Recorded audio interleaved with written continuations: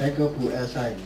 Mungkin dari klien Ibu yang selama ini kan bahkan terkait EKTP ini pun juga sebenarnya Pak Gamawan yang kita undang melaporkan juga klien Ibu ke Polda ya, karena merasa difitnah atau segala macam. Mungkin Ibu bisa menjelaskan seperti apa sih sebenarnya yang disampaikan oleh klien Ibu terkait dengan program ini sehingga menjadi ramai sampai menyangkut Gubernur Jawa Tengah juga, Ganjar Pranowo, yang juga waktu itu Komisi 2 pimpinan. Mungkin Ibu. Terima kasih. Assalamualaikum warahmatullahi wabarakatuh. Yang terhormat Bapak Agung dan semua para wartawan. Saya mungkin tidak akan menyebutkan satu nama-nama karena tentu saya menjaga masalah praduga tak bersalah ya. Tetapi saya sebagai seorang praktisi hukum yang sebelumnya saya komentari tentang laporan pidana terhadap klien saya, itu saya akan mengatakan itu useless. Kenapa saya mengatakan demikian? Karena ada aturan hukumnya, jika fitnah itu didasarkan atas dugaan masalah tindak pidana korupsi, harus dibuktikan dulu bahwa dia tidak terlibat korupsi. Dan ini sudah dalam penyelidikan dan masuk ke penyidikan di KPK. Jadi klien saya ini bukan semata-mata dia yang mengungkapkan. Jadi jangan salah sangka bahwa klien saya yang membuat cerita. Dan juga kan kita sudah mengerti bagaimana dulu semua orang bilang klien saya sebagai orang penghayal, mimpi di siang bolong, semuanya kita bisa buktikan. Karena yang dia tahu tadinya Hambalang, tetapi kan ada barang-barang harddisk yang disita oleh KPK, yang disitulah terungkap, sehingga dimana di dalam beberapa kasus pengakuan dari akhirnya klien saya pada saat ini kooperatif. Selama ini dia selalu banyak menyembunyikan maupun melindungi teman-temannya, karena dia waktu itu dijanjikan ada harapan dia akan bisa dibantu. Tapi mungkin dia merasa sekarang dia ditinggalkan, mau nggak mau dia harus kooperatif dengan KPK. Dan itulah yang terbaik saya bilang untuk dia, untuk melindungi dirinya dengan cara ya dia harus mengatakan yang sebenarnya. Nah, di dalam kasus yang terungkap di harddisk itu ada 20 kasus, tapi dia baru ungkapkan kemarin 12 karena untuk menjelaskan kepada penyidik itu tidak mudah. Nah, dari 12 itu yang diungkap, yang dia katakan, dan itu klop dengan data yang di KPK, itu KPK yang berhak memilih yang mana dulu yang akan diutamakan.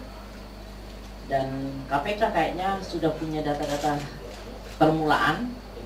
Tentunya bukan satu-satunya ungkapan perkara itu klien saya.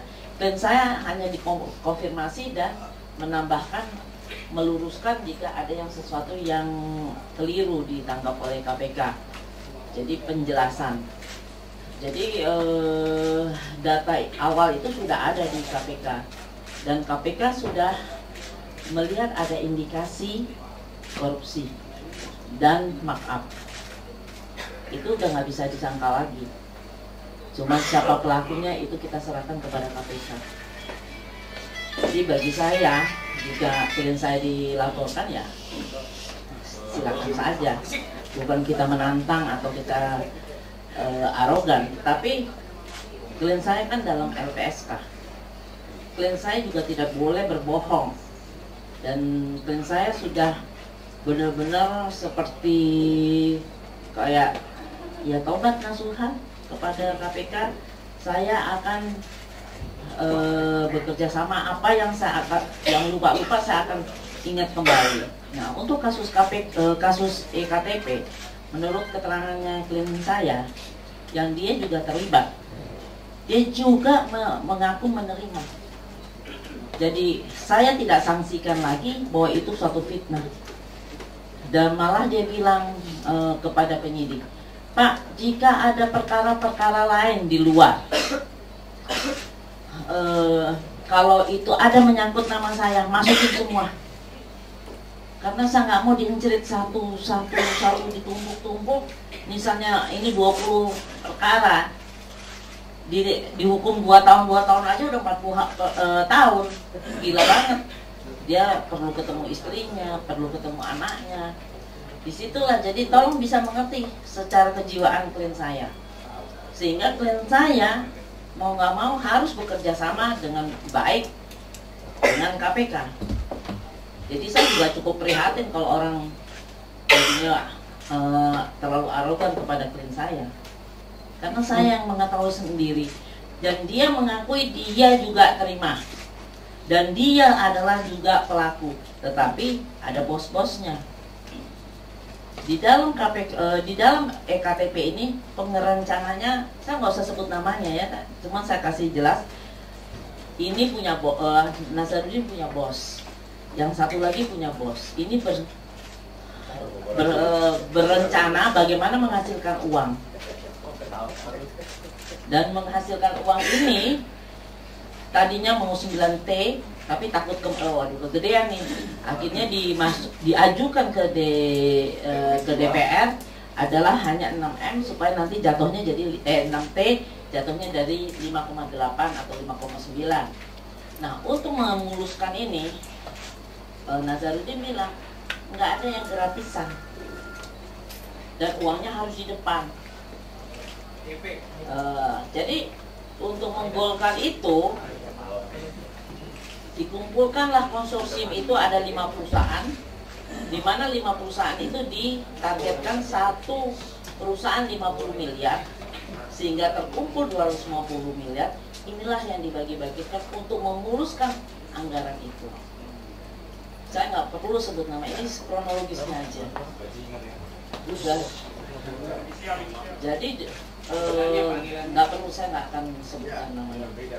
Itu udah kewenangan dari KPK. Walaupun saya tahu. Dan dia tahu dibagi di mana, tempatnya di mana, penyerahannya di mana, itu sudah. Tetapi yang dikatakan bahwa dia nggak tahu tender, memang iya. Dia tahunya pada waktu sampai golnya EKTP keluar anggarannya. Waduh. Itu yang dia tahu. Tetapi dia tahu setengah-tengah pertengahan itu dia tahu, karena dari konsorsium itu namanya kejahatan tidak akan sempurna. Ada yang buka dan orang itu sudah di tangan saya. Di tangannya Nazarudin, otomatis saya ambil. Dan itu saya serahkan kepada KPK.